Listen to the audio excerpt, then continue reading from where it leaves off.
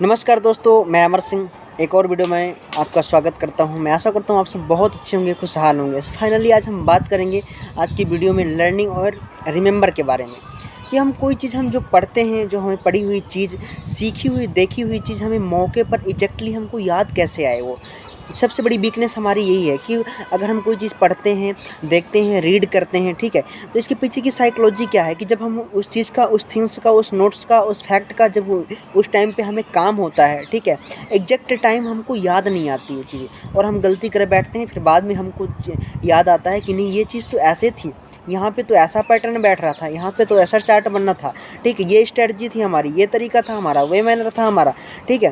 तो वो चीज़ें, घटनाएं घटित होने के बाद हमें याद आती हैं। तो ऐसी क्या चीज़ है, ठीक है।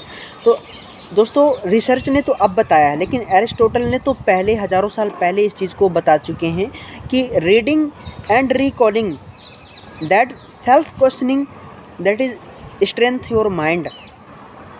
अंडरस्टैंड? मतलब जब कोई चीज़ को हम पढ़ते हैं, ठीक है, जब कोई चीज़ को हम पढ़ते हैं और उस चीज़ को हम क्या होता है ना, एवरेज माइंड क्या होता है ना, बार बार कोई चीज़ों को पढ़ते रहते हैं, ठीक है। हम किसी भी चैप्टर को, किसी भी स्ट्रैटेजी को, किसी भी पैटर्न को देखते हैं, ठीक है, और ये फिर किसी भी वीडियो को, किसी भी सीन को हम सीन करते हैं ना, तो उसको हम बार बार देखते रहते हैं, बार बार रीड करते रहते हैं। ऐसे इससे इफेक्टिवली नहीं होता। जब किसी भी चैप्टर को, किसी भी पॉइंट को आप एक बार पढ़ते हो ना, तो काफ़ी अंडरस्टैंडिंग आपके अंदर आ जाती है। लेकिन अगर उसी को दोबारा पढ़ोगे तो आप थोड़ा सा, आपका माइंड मिसगाइड करेगा, नहीं मैं इस चीज़ को पढ़ चुका हूँ, मुझे याद है, ठीक है, ऐसा कन्फ्यूजन सा क्रिएट होगा, ठीक है। आप उतना इफेक्टिवली, उस माइंड आपका अट्रैक्ट नहीं होगा उस चीज़ से, ठीक है। तो इसके लिए हमको क्या करना पड़ता है, एक बार पढ़ने के बाद हमको उस चीज़ से, उस चैप्टर से, ठीक है, उस टॉपिक से, उस देखे हुए सीन से, उस आइडियाज़ से हमको एक क्वेश्चन निकालना होता है, ठीक है। और उस क्वेश्चन का आंसर हमें खुद से देना होता है। और उस आंसर को जब हमको, देखो, कुछ चीज़ तो हमें याद आएंगी अगर हमने कोई चैप्टर पढ़ा, लेकिन उससे एक क्वेश्चन हम पुट आउट किया, ठीक है, उसका आंसर अगर हम देना चाहें तो कुछ चीज़ें तो हमें याद आएंगी, लेकिन कुछ चीज़ें हम याद नहीं कर पाएंगे सारी चीज़ें। जब दोबारा से रीडिंग उस चैप्टर को हम करेंगे ना, तो उस क्वेश्चन के आंसर को ध्यान में, मुद्देनज़र रखते हुए, ध्यान में रखते हुए उसको रीड करेंगे, ठीक है। तब हमारा माइंड क्या है ना, दोबारा रीडिंग करते टाइम पे उस चीज़ को इफेक्टिवली अटैच करेगा, ठीक है, अपने अंदर अवशोषित करेगा, एब्जॉर्ब करेगा, ठीक है। तो ये एक बहुत अच्छा मैनर है। तो सबसे पहले क्या चीज़ होती है कि सबसे पहले अगर कोई चीज़ को आप रीड करो, ठीक है, अगर कोई टॉपिक दिया गया है आपको, ठीक है, आपके प्रोफेशन से रिलेटेड अगर आपको टॉपिक कोई दिया गया है कि नहीं, आपको इसको पढ़ोगे तो आपको नॉलेज होगा, वो आपके बिजनेस में या आपके प्रोफेशन में हेल्प करेगा, आपकी लाइफ में फाइनेंशियली ग्रोथ करेगा, ठीक है, एनी फील्ड मैं बात करता हूँ, ठीक है। तो जब आप किसी चैप्टर को पढ़ते हो ना, उस पढ़ने के बाद एट द मौके पर, मतलब कि एट द चांस, जब हमको उस टॉपिक का, उस नॉलेज का हमें ज़रूरत होती है ना, उस टाइम पे हमको याद नहीं रहती वो चीज़ें, ठीक है। और हम उसकी जगह, याद न होने की वजह से वही चीज़ें हमारे सामने घटित हो जाती हैं और हम गलती कर बैठते हैं। और फिर गलती होने के बाद हमको वो चीज़ें याद होती है कि नहीं, ये तो ऐसा था, ऐसा नहीं, ऐसा था ये चीज़, ठीक है। तो ये चीज़ हमको कैसे रिमाइंड करना पड़ेगा, अगर हम कोई चीज़, टॉपिक हम पढ़ते हैं ना, कोई टॉपिक हम रीड करते हैं, तो उसको हमको एक क्वेश्चन पुट आउट करना है उस टॉपिक से, ठीक है। क्वेश्चन पुट आउट करने के बाद उसका आंसर हमको खुद से रिलीज़ करना है, क्योंकि पढ़ी हुई चीज़ से, ठीक है, पढ़े हुए टॉपिक से खुद से हमको रिमाइंड करना है कि इसका आंसर क्या हो सकता है। लेकिन अगर हमको कुछ चीज़ें तो हमको याद आएंगी, क्योंकि हम पहली बार जो पढ़ा था, कुछ अंडरस्टैंडिंग तो हो चुकी है, ठीक है, लेकिन परफेक्टली आंसर हमको उसका हम नहीं दे पाएंगे। लेकिन सेकेंड बार जब हम उसको रीड करेंगे ना, तो उस क्वेश्चन को दिमाग में मतलब रखते हुए भी उसको रीड करेंगे, उसके आंसर को ढूंढेंगे, रीड करेंगे, उसके आंसर को मतलब कि ढूंढने की कोशिश करेंगे उसमें। तब वो चैप्टर हमको अच्छे से याद हो जाएगा और वो हमें एट द चांस, हमको जिस टाइम पे, जिस मौके पर हमको ज़रूरत पड़ती है ना उस चीज़ की, उस नॉलेज की, उस टिप्स की, उस स्ट्रेटजी की, तो वो एट द मौके पर हमको, एट द चांस पर हमको ज़रूरत पड़ने पर हमको दिमाग में हमारे आएगा। देखो, प्रोसेस क्या होती है, तो रिट्रीवल प्रोसेस क्या होती है, मेन चीज़ माइंड की स्ट्रेंथ क्या होती है। देखो, कोई चीज़ को हम, अगर हम पढ़ते हैं, दिमाग के अंदर जब हम कोई पढ़ते हैं, हम कोई चीज़ जब पढ़ते हैं, चैप्टर पढ़ते हैं, फिर कोई चीज़ देखते हैं, तो क्या होता है कि बहुत सारी बातें हमारे दिमाग में अंदर जाती हैं, ठीक है।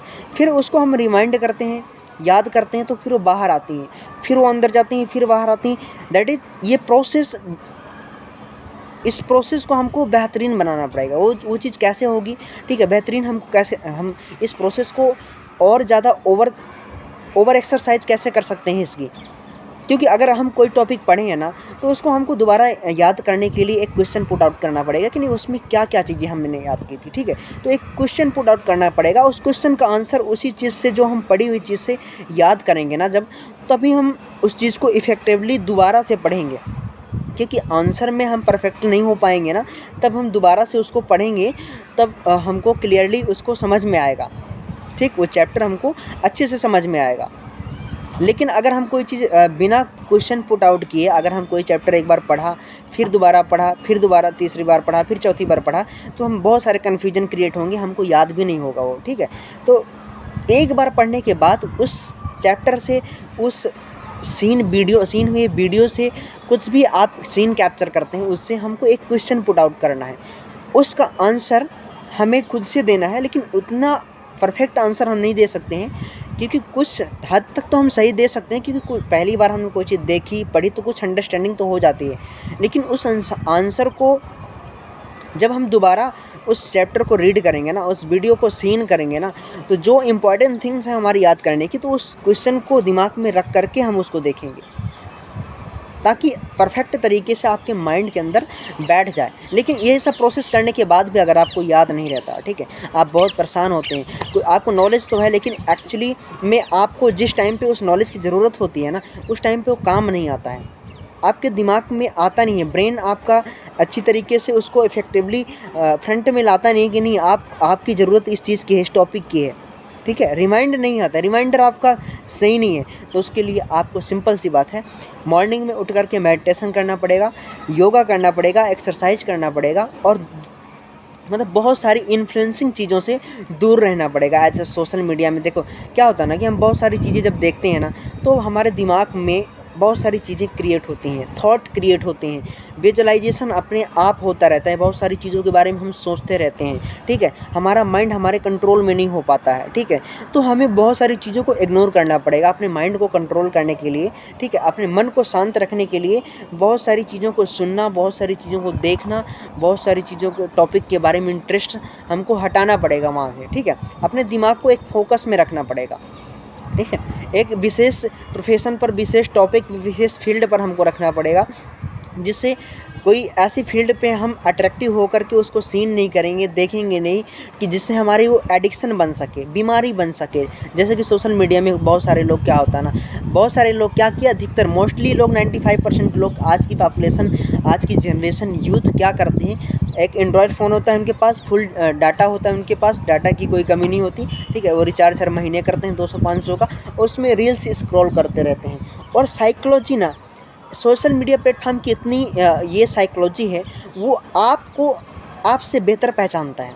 आप जिस प्रकार की, जो यूट्यूब और सोशल मीडिया का एज ए यूट्यूब हो गया, फेसबुक हो गया, इंस्टाग्राम हो गया, एनी सोशल मीडिया फ्रेंड, उसका एल्गोरिदम जो होता है ना, आपकी साइकोलॉजी का, आपकी माइंड सेट को रीड करता है। आप किस टॉपिक पर, किस रील्स पर ज़्यादा से ज़्यादा टाइम को वेस्ट कर रहे हैं, ठीक है। जिस रील्स पर ज़्यादा रुक जाएंगे ना, वैसी ही सेम टाइप्स की रील्स आपके सामने आएंगी बार बार, ताकि आप उस चीज़ पर और अट्रैक्टिव हो जाओगे, और बार बार आपका टाइम नष्ट हो जाएगा, बार बार वैसी चीज़ें आपके सामने आएंगी, आप स्क्रॉल करते जाओगे, आपका दिमाग ना, आपका अट्रैक्शन उन चीज़ों में और बढ़ता जाएगा, और सारा टाइम आपका उसी में वेस्ट हो जाएगा, ठीक है। तो हम देख रहे हैं और पैसा किसी और को जा रहा है, क्रिएशन किसी और का है, देख हम रहे हैं। तो अगर आपको कुछ ऐसा करना है कि मुझे कोई देखे, ठीक है, तो आपको उन सब चीज़ों से अट्रैक्शन अपना हटाना पड़ेगा, ठीक है। एक बुक को रीड करना पड़ेगा जो आपके फाइनेंशियली, आपको साइकोलॉजिकली, ठीक है, आपको स्ट्रॉन्ग बनाती है, आपको फिजिकली स्ट्रॉन्ग बनाती है। ऐसी बुक रीडिंग करना पड़ेगा, जैसे Bhagavad Gita, money of psychology, attitude की, ठीक है, ये सारी फाइनेंशियल रिलेटेड बुक, थॉट से रिलेटेड बुक आपको रीड करना पड़ेगा, ताकि आपका जो अंदर का माइंड सेट है ना, आपकी साइकोलॉजी है, स्ट्रॉन्ग हो, ना कि social media as a influencer के रीजन की वजह से, ठीक है। जो आजकल के बहुत सारे इन्फ्लुएंसर हैं, ठीक है, बहुत सारे क्रिएटर हैं, बहुत सारे सोशल मीडिया इन्फ्लुएंसर हैं, जो बहुत सारी रील्स वीडियो बना करके आपके माइंड को डाइवर्ट करते रहते हैं, ठीक है। बहुत डर्टी वीडियो होती हैं, गंदी वीडियो होती हैं, कुछ अच्छी वीडियो भी होती हैं, लेकिन हमारा देखो ह्यूमन साइकोलॉजी होती है, जो हमें अच्छा लगता है ना, हम रियलिटी पे नहीं जाते हैं कि सच क्या है, हम हैप्पीनेस पे नहीं जाते हैं कि एक्चुअल में खुशी क्या है, हम प्लेजर पर जाते हैं, आनंद पर। जिन चीज़ों पर हमें आनंद आता है उन चीज़ों पर हमारा दिमाग ना बहुत ज़्यादा तेज़ी से अट्रैक्ट होता है उनकी ओर, ठीक है, उन्हीं की ओर देखता है, ठीक है, उन्हीं की ओर माइंड हमारा अग्रेसिव होकर के उनको देखता है, उन्हीं को सुनता है। तो ये हमारी दैट इज़ ह्यूमन साइकोलॉजी। ये दिमाग एक व्यक्तित्व होता है आज के जनरेशन में कि जो जिन चीज़ों से उसको आनंद आता है, मज़ा आता है, वैसी चीज़ों को देखता है, वैसी चीज़ों की ओर अग्रसर होता है, जिससे उसका टाइम वेस्ट हो जाता है और दिमाग की साइकोलॉजी एकदम डिस्ट्रॉय हो जाती है, ठीक है, एक भी अच्छी नहीं रह जाती, जो कि किसी फील्ड में, किसी प्रोफेशन में आप स्ट्रांगली काम कर सको, सक्सेस अचीव कर सको। सो फाइनली आपको इन सब चीज़ों से दूरियां बनानी पड़ेंगी। जो मैंने बातें बताई हैं उनको आपको स्ट्रांगली आपको उसको फॉलो करना पड़ेगा और आपको मेडिटेशन करना पड़ेगा, एक्सरसाइज करना पड़ेगा, योगा करना पड़ेगा, अपने आप को फिट रखना पड़ेगा। Health is wealth. एक स्वस्थ दिमाग में ही स्वस्थ शरीर में ही स्वस्थ दिमाग का निवास होता है, ठीक है। जब आपका शरीर स्वस्थ रहेगा तब आपका दिमाग स्वस्थ रहेगा, तभी आप अच्छी चीज़ों को क्रिएट कर पाओगे और अपनी लाइफ में स्टेप बाय स्टेप आगे बढ़ पाओगे। सो मिलते हैं कल के नेक्स्ट वीडियो में। वीडियो अगर पसंद आती है तो उन सभी दोस्तों यारों तक, आपके सभी रिलेशनशिप तक भेजिए, ठीक है। जिनको आप जानते हो, जिनको आप पहचानते हो, सब तक वीडियो को शेयर कीजिए ताकि उनको भी ये मोस्ट इम्पॉर्टेंट नॉलेज उनके तक शेयर हो सके और उनकी भी लाइफ में एक स्टेप पॉइंट, एक ग्रोथफुल पॉइंट ऐड हो सके, ठीक है। एक नॉलेज फ्री टॉपिक उनको आइडेंटिफाई कर सके अपने आप को इस वीडियो के ज़रिए, ठीक। थैंक यू, जय हिंद। मिलते हैं कल के वीडियो में नेक्स्ट।